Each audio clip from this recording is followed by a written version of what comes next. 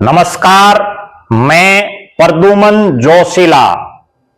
आज के इस वीडियो में हम बात करने जा रहे हैं कि हरियाणा प्रदेश के वर्तमान मुख्यमंत्री नायब सिंह सैनी, जो भले ही सैनी समाज से आते हैं, लेकिन उन्होंने जाट समाज में अपनी पैठ बनाने के लिए प्रयास शुरू कर दिए हैं।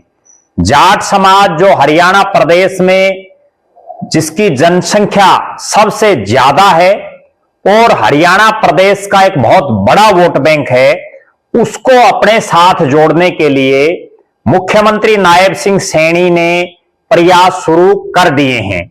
इस वीडियो में हम आगे इस विषय पर आपको पूरा विस्तृत रूप से बताएंगे। उससे पहले आप सभी से अनुरोध है कि आप हमारे चैनल को सब्सक्राइब करें, बेल आइकन घंटी का बटन अवश्य दबाएं, वीडियो को ज्यादा से ज्यादा शेयर करें, अपने कमेंट्स अवश्य लिखें ताकि हम और अन्य मुद्दों पर भी इसी तरह से आपके बीच में वीडियो बना सकें। जी हां, अब हम बात कर रहे हैं आज के इस वीडियो की। प्रदेश के मुख्यमंत्री जो नारायणगढ़ से विधायक रहे, उसके बाद कुरुक्षेत्र से सांसद रहे, करनाल से उपचुनाव उन्होंने जीता और अब वो लाडवा से विधायक हैं। उन्होंने प्रदेश के जाट समाज में, जाट वर्ग में अपनी पैठ बनाने के लिए काम करना शुरू कर दिया है और उसी के मद्देनजर इसी 25 तारीख को, 25 नवंबर को हरियाणा प्रदेश के सबसे बड़े जिले जिसमें 7 विधानसभा की सीटें हैं, हिसार की सरजमी पर जो हिसार का जाट कॉलेज है, जाट शिक्षण संस्थान जिसको हम बोलते हैं, उसके मार्फत एक कार्यक्रम का आयोजन किया जा रहा है सीआरएम जाट कॉलेज हिसार में, और जिसमें प्रदेश के मुख्यमंत्री नायब सिंह सैनी जी मुख्य अतिथि के तौर पर पधार रहे हैं। इस जाट शिक्षण संस्थान की जो 100वीं वर्षगांठ है, शताब्दी समारोह के रूप में इस कार्यक्रम का आयोजन किया जा रहा है। और इस कार्यक्रम की विशेष बात यह है कि दानवीर सेठ छाजूराम जी की 159वीं जयंती भी इसी दिन मनाई जा रही है। दानवीर सेठ छाजूराम जी द्वारा इन कॉलेजों की स्थापना की गई। हिसार में जो जाट शिक्षण संस्थान है, उसके तहत कई शिक्षण संस्थान काम कर रहे हैं, जिन सभी का यह सामूहिक कार्यक्रम हिसार की धरती पर आयोजित किया जा रहा है। इसमें मुख्य अतिथि के तौर पर प्रदेश के मुख्यमंत्री नायब सिंह सैनी पहुंच रहे हैं। ये वो संस्था है जिससे ना केवल जाट वर्ग, जिससे ना केवल किसान वर्ग, बल्कि इस इलाके हरियाणा प्रदेश और उत्तर भारत के बड़ी संख्या में लोग जुड़े हुए हैं। यहां बहुत बड़ी बड़ी शख्सियतें इस संस्था की प्रधान रही हैं, इस संस्था के पदाधिकारी रहे हैं। और दानवीर सेठ छाजूराम का जो गांव है अलखपुरा, भले ही वो भिवानी जिले में पड़ता हो और बवानीखेड़ा तहसील में पड़ता हो, लेकिन उसके बावजूद हिसार के साथ लगता ही वो गांव है।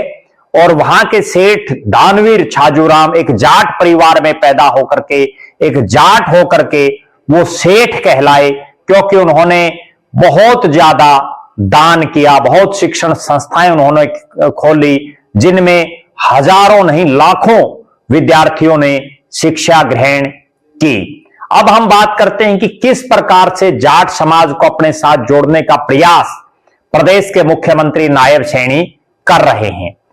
हिसार की ये संस्था ऐसी है जहां इससे पहले चौधरी भजनलाल जी जब प्रदेश के मुख्यमंत्री थे तो वो भी इस संस्था में आए। चौधरी ओम प्रकाश चौटाला जी जब प्रदेश के मुख्यमंत्री थे तब वो इस संस्था में आए, लेकिन मनोहर लाल जी ने इस संस्था के लिए कोई समय नहीं दिया, बल्कि उनके कार्यकाल में यहां बड़े विवादों से ये संस्था में काफी प्राधान्य को लेकर के, वोटों को लेकर के बड़ी जो है प्रधान किसको बनाया जाए उसको लेकर के कई बार कॉलेजियम के लोग मिले भी, लेकिन वो कोई सिस्टम उनका बन नहीं पाया। एक बड़ा राजनेता उसमें बार बार टांगे अड़चने लगा देता था, जिससे वो प्रधानी का चुनाव लगातार डिले होता गया। यहां चौधरी भजनलाल जी ने जो हिसार की जाट धर्मशाला है, जो इस जाट कॉलेज के बिल्कुल सामने है, उसकी जमीन जब वो प्रदेश के मुख्यमंत्री थे तब उन्होंने देने का काम किया। चौधरी ओम प्रकाश चौटाला ने भी इस संस्था के विकास के लिए काफी जो है काम करने किए, और उनके जो खासम खास हैं, जो चौधरी देवीलाल के परिवार से लोग जुड़े हुए हैं, वो अक्सर इस संस्था की प्रधानी पर, इस संस्था के विभिन्न पदों पर लगातार कई सालों तक जो है काबिज रहे। यहां बड़े बड़े चेहरों ने, चाहे वो चौधरी सेठ छाजूराम जी के परिवार से ही जो संबंध रखते हैं, नरेंद्र सिंह लांबा वो इसके प्रधान रहे, सुनील कुमार लांबा इसके प्रधान रहे, इसके अलावा भी कई बड़े बड़े चेहरे इस संस्था के प्रधान रहे।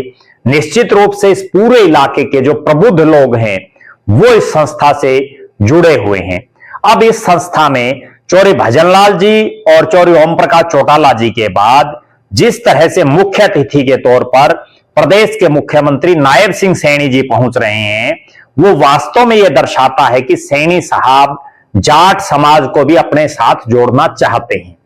मुझे ये कहने में कोई संकोच नहीं कि जब 9.5 साल प्रदेश के मुख्यमंत्री मनोहर लाल जी रहे तो वास्तव में जाट समाज में और जो प्रदेश की सरकार चला रहे थे मनोहर लाल जी, उनमें कहीं ना कहीं आपसी सामंजस्य की बहुत ज्यादा कमी आपस में दिखाई दी। एक बहुत बड़ा जाट आंदोलन भी हुआ, किसान आंदोलन भी हुआ, जिसमें जाट समाज के लोगों ने अग्रणी भूमिका निभाई। लेकिन जब से नायब सिंह सैनी बने हैं, वो लगातार इस प्रयास में है कि किसी तरह से जो जाट समाज है, जिसका एक बहुत बड़ा वोट बैंक अभी भी भारतीय जनता पार्टी के खिलाफ होकर के और दूसरे दलों को मुखर होकर के वोट दे रहा है। अभी रामकुमार गौतम ने प्रदेश की विधानसभा में भी जब ये बात रखी, हालांकि प्रदेश की विधानसभा में इस तरह की किसी भी एक जाति पर टिप्पणी करना कोई शोभनीय बात नहीं है और करनी भी नहीं चाहिए, लेकिन जिस तरह की जो पूरे प्रदेश में एक चलन हो चुका है इन बातों का कि जाट समाज का एक बहुत बड़ा vote bank Bharatiya Janata party की खिलाफत में वोट डालता है, अब उसको धीरे धीरे जो है अपने पक्ष में लाने के लिए नायब सिंह सैनी एक प्रयास कर रहे हैं। दूसरी बड़ी बात, इस कार्यक्रम में वर्षों बाद जो है शिक्षा मंत्री के तौर पर भी एक जाट चेहरा अभी जो है दिखाई दे रहा है, महिपाल ढांडा, जो पानीपत ग्रामीण से तीसरी बार लगातार विधायक बने हैं। तो महिपाल ढांडा भी जो है इस कार्यक्रम में की अध्यक्षता वो करेंगे, इस कार्यक्रम में पहुंच रहे हैं। प्रदेश के शिक्षा मंत्री भी हैं और जाट समाज से भी आते हैं। तो निश्चित रूप से जाट समाज को जोड़ने के लिए और इस पूरे आयोजन में जिनका एक बड़ा रोल है वो है प्रदेश के महामंत्री जो बीजेपी के सुरेंद्र पूनिया, वो भी जो है पूरे इस कार्यक्रम की देखरेख कर रहे हैं। इससे पहले, ये तो अभी 25 तारीख को होगा, इससे पहले भी प्रदेश के मुख्यमंत्री नायब सिंह सैनी जो गुड़गांव की जाट कल्याण सभा है उसके कार्यक्रम में भी जो है वहां शिलान्यास वो कर चुके हैं और 31 लाख रुपए की घोषणा उन्होंने वहां देने की घोषणा की अपने ऐच्छिक कोष से। इससे पहले 15 तारीख को, इसी महीने की 15 नवंबर को, जो सर्व जातीय पुनिया खाप है, जो बहुत बड़ी खाप है, उसका भी जो एक चबूतरे का कार्यक्रम था, चबूतरे का जो है नींव रखी जानी थी, उस कार्यक्रम में भी नायब सिंह सैनी को मुख्य अतिथि के तौर पर बुलाया गया था और उनको आना भी था उस कार्यक्रम में। उन्होंने हां भी भर दी थी, उसके बाकायदा इनविटेशन के कार्ड भी छप चुके थे। लेकिन मुख्यमंत्री जी को महाराष्ट्र के चुनाव में चूंकि उनकी ड्यूटी लग गई थी अचानक, तो इसलिए वो उस कार्यक्रम में नहीं पहुंच पाए। वहां भी वो एक तरह से जाट समाज को अपने साथ जोड़ने के लिए कितनी बड़ी खाप के कार्यक्रम में आने का उनका कार्यक्रम था।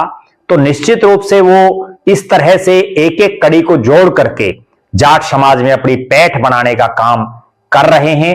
अब देखना यह है कि प्रदेश के मुख्यमंत्री नायब सिंह सैनी, जो सैनी समाज से संबंध रखते हैं, और जो है वो कितना जाट समाज को अपने साथ जोड़ पाते हैं, क्योंकि इसी तरह का एक प्रयास वर्षों पहले चौधरी भजनलाल जी ने भी शुरू किया था, जब उन्होंने एक कार्यक्रम में अपनी फर्द तक भी दिखाई थी जमीन की कि मैं जाट हूं और जो है जाटो आप मेरे साथ लगो, लेकिन उसके बावजूद जाट समाज ने उनको अपने गले नहीं लगाया था।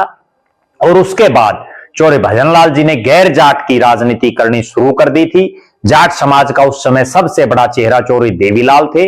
उससे पहले हालांकि चौधरी बंसीलाल भी जाट समाज से आते थे, लेकिन उन पर जाट समाज का ही नेता होने का ठप्पा नहीं लग पाया था इतने बड़े स्तर पर।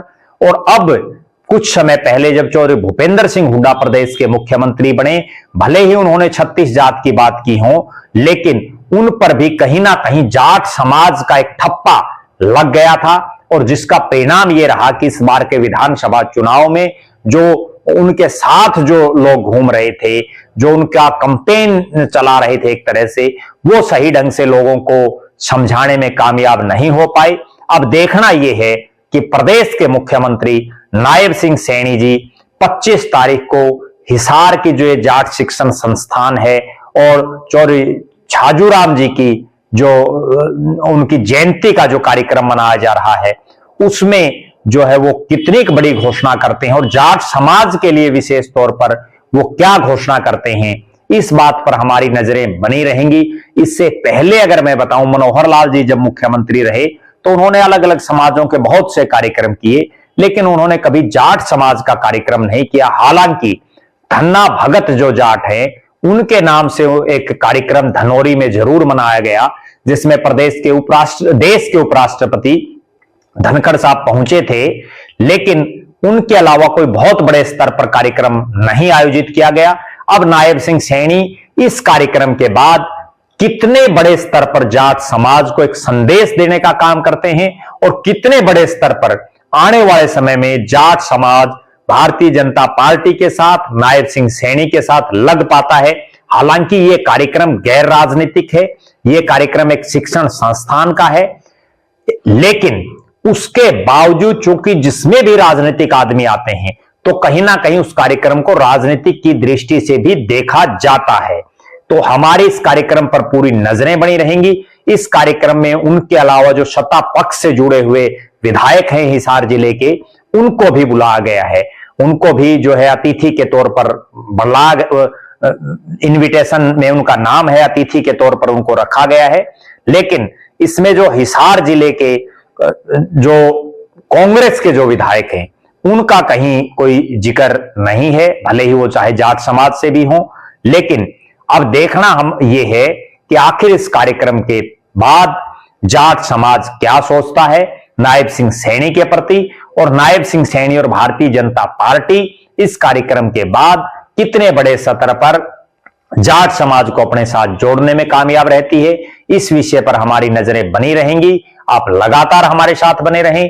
हमारे फेसबुक पेज को लाइक और फॉलो करें, यूट्यूब पर चैनल को सब्सक्राइब करें, बेल आइकन घंटी का बटन अवश्य दबाएं, वीडियो को ज्यादा से ज्यादा शेयर करें और अपने कमेंट्स अवश्य लिखें। आप जरूर बताएं कि इस कार्यक्रम का बीजेपी और नायब सिंह सैनी को कोई फायदा होगा, जाट समाज को कोई फायदा होगा या कुछ नहीं होगा। उस पर भी आप अपना प्रकाश जरूर डालें। बहुत बहुत धन्यवाद। आपका अपना प्रद्युमन जोशीला।